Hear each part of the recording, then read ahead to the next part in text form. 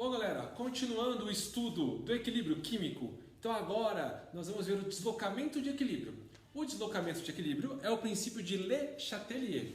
Ele diz o seguinte, que qualquer perturbação no sistema em equilíbrio, o sistema vai se adaptar para amenizar essa perturbação. Ou seja, para que ele atinja um novo estado de equilíbrio, tá? Mantendo, lógico, a sua relação matemática constante. Então vamos lá. São três fatores que deslocam o equilíbrio. Concentração, temperatura e pressão. Vamos começar com a concentração. Tudo bem? Então vamos lá.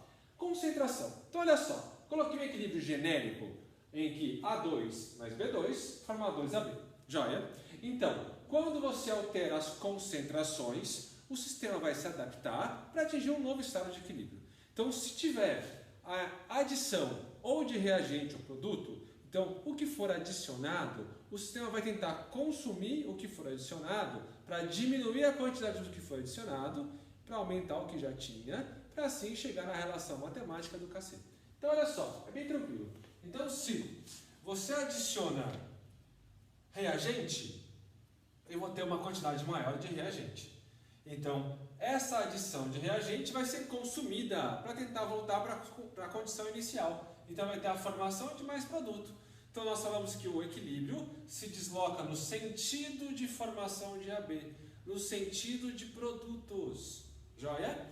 Beleza. Agora, olha aqui. Se for adicionado produto já no sistema em equilíbrio, o que vai acontecer? O sistema vai consumir o que foi adicionado. Então, esse AB que foi adicionado, ele vai se decompor, formando mais A2 e B2. Então, nós falamos que o equilíbrio se desloca no sentido de formação de A2 e B2. Ou seja, se desloca no sentido dos reagentes.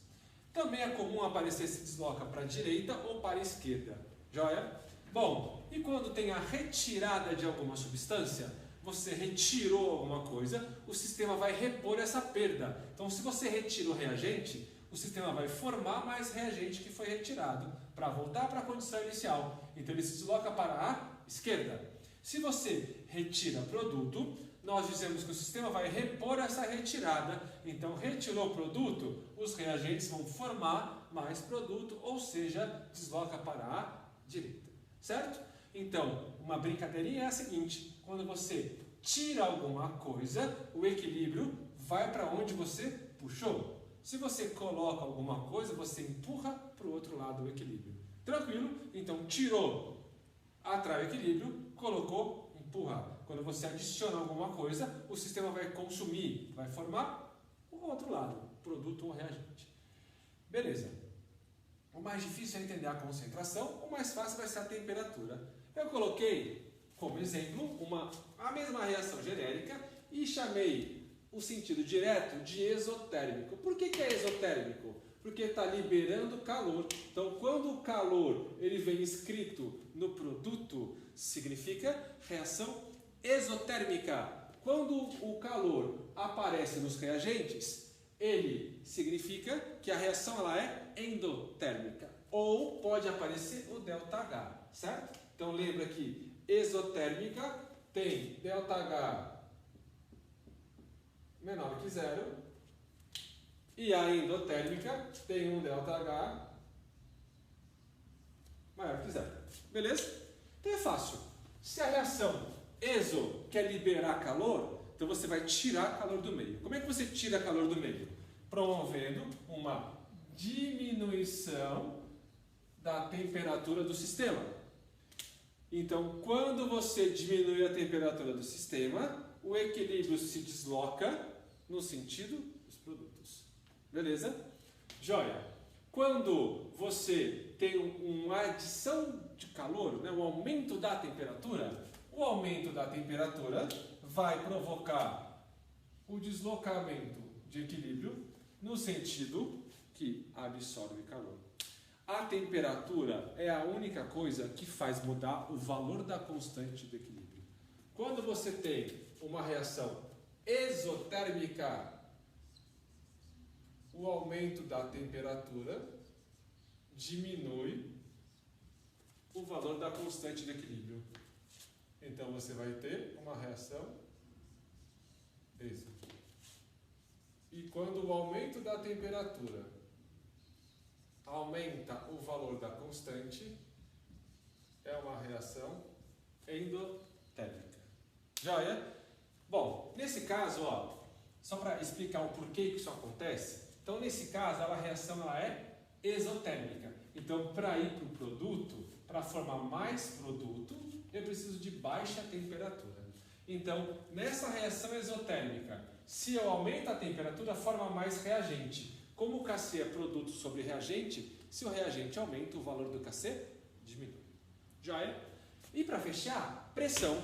Então, a pressão ela vai deslocar o equilíbrio gasoso, certo? Então, o que você vai olhar? Primeira coisa, você vai ver a quantidade em mol de gases na equação, certo? Então, aqui nós temos 2 mol para 1 mol para 2 mol. Então, o total de mols de gases no reagente são 3 mols. O total de gases do produto, 2 mol. Proporção em mol é igual a proporção em volume, certo? Então, se eu tenho 3 mols de reagente, eu tenho 3 volumes de reagente. Não importa qual é o volume de um mol. Se for na CNTP, 3 vezes 22,4 litros, que é o volume de cada mol. Mas não importa qual é o volume molar, certo? Basta fazer essa proporção, 3 mol, 3 volumes de gás. Aqui, 2 mols são 2V. Então, se eu tivesse na CNTP, seria 2 vezes 22,4.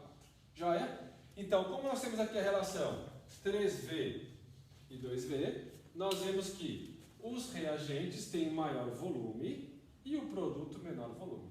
Lembrando que pressão e volume são grandezas inversamente proporcionais, então o aumento da pressão provoca uma contração de volume.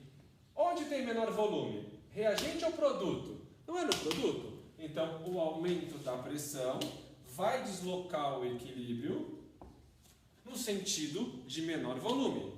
Se você diminui a pressão, vai ser o inverso. O volume aumenta. Onde tem mais volume é nos reagentes. Beleza? Bom, agora faça as atividades que estão aí no LMS e na próxima semana nos encontramos de novo. Até mais!